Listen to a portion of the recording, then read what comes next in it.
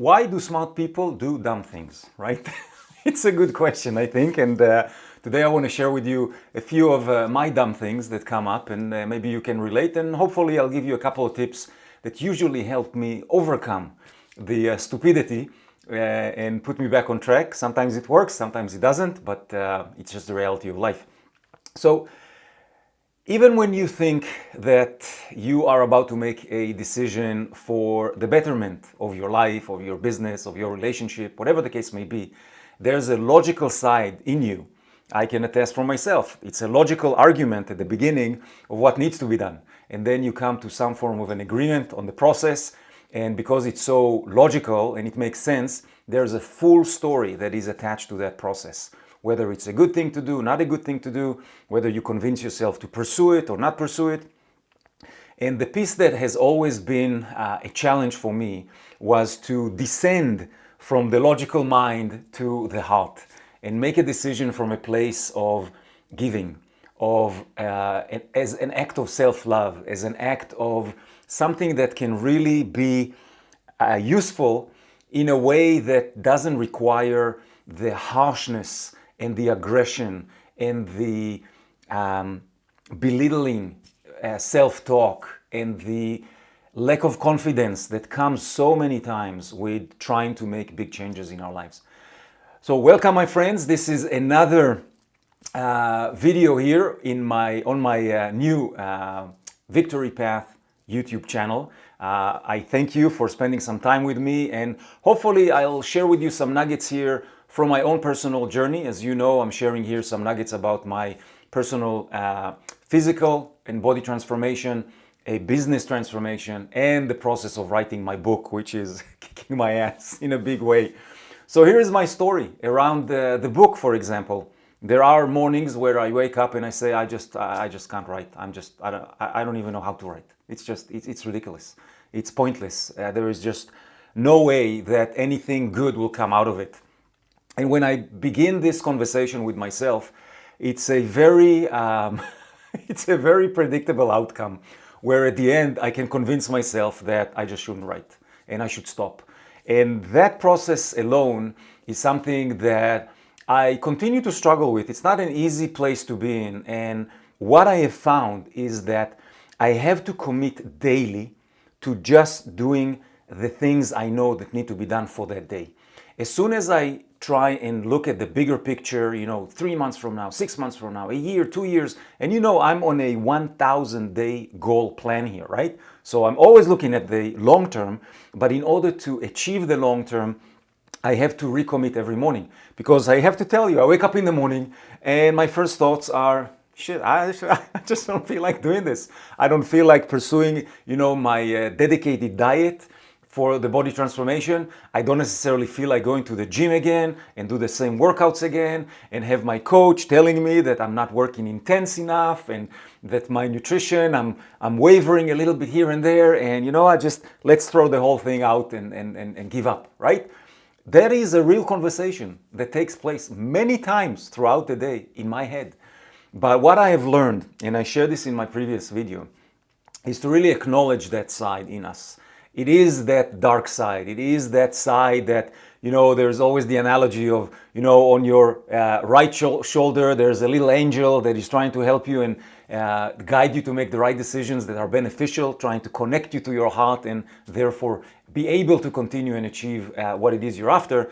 And on your left shoulder, there's this, little devilish piece of you that is belittling and trying to get you to fail in the way that you're trying to achieve it, because there is something there that is true. When we try and achieve something, it has to have both sides of the equations.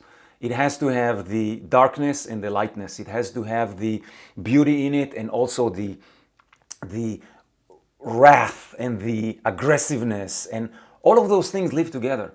So what I find, and at least for myself, is that if I start to see that conversation taking place in my head, the first thing is I want to acknowledge it and I want to write it. This is why I journal every single day, and I just create a conversation on paper that allows me to see what really is going on, because these are real conversations in my head.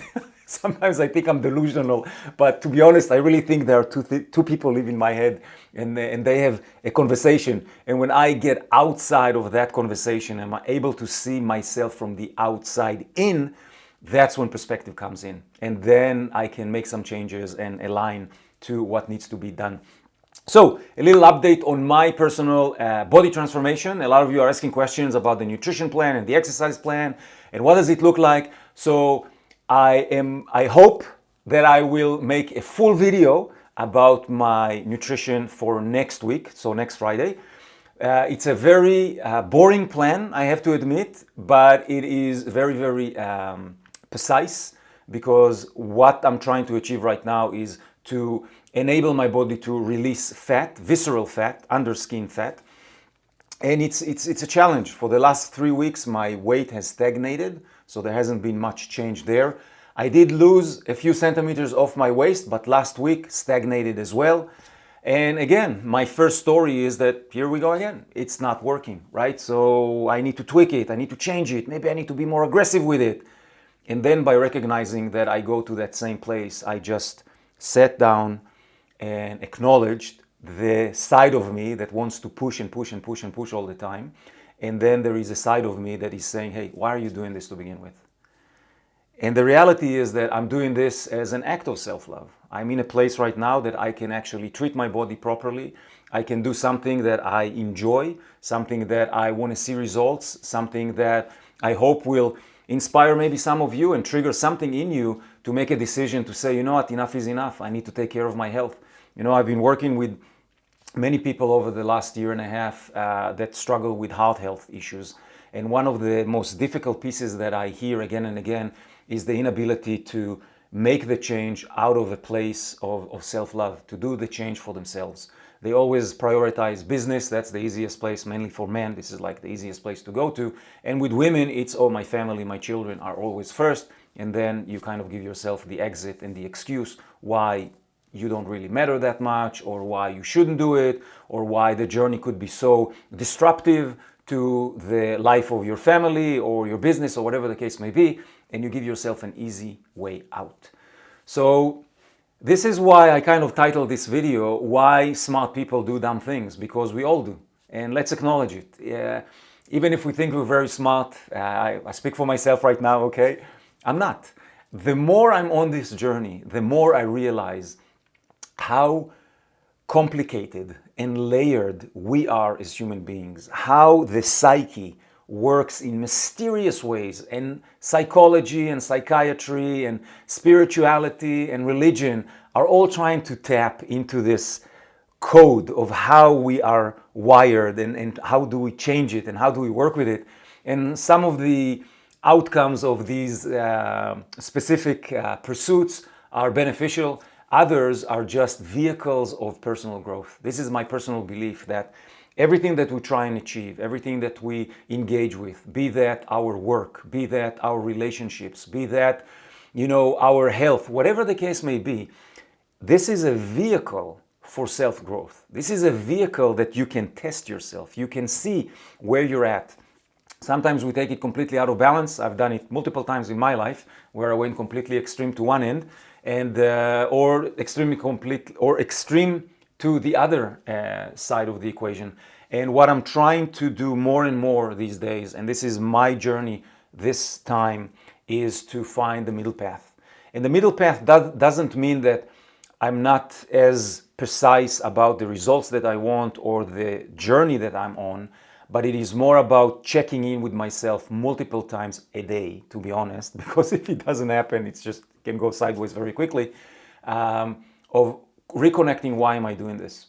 And as long as the answer comes from the right place, as long as it comes from a place of self-love and self-appreciation, and I'm doing something that is beneficial and I'm doing it in a loving way for my body and for the entire process that I engage with, then I'm okay.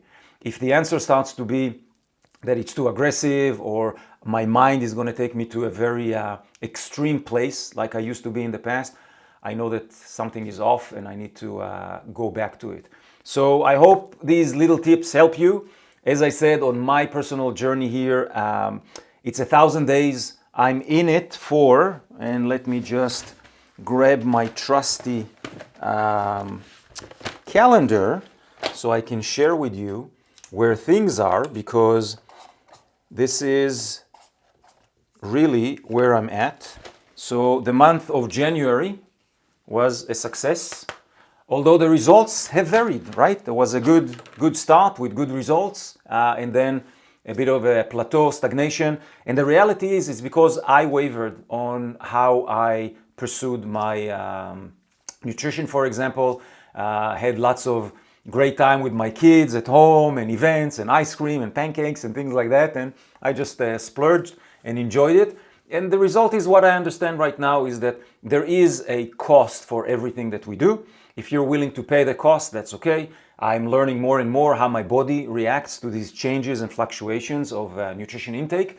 And I'm just, now I can predict, okay? So I know that if there's a birthday party for my mother-in-law coming up this weekend, we're gonna all go out to a nice restaurant and everything else, and I wanna enjoy that meal, right? So I know that I will probably need to decrease some of my calorie intake during the day to bank and save a few extra calories for that dinner. But I also know that probably the next 3 to 5 days after that dinner, if I'll eat a little bit too sweet food or too salty food, then it'll be water retention in my body that will take some time for it to balance itself. So I'm just acknowledge where I'm at, and it's really the conversation becomes, okay, what is worth it?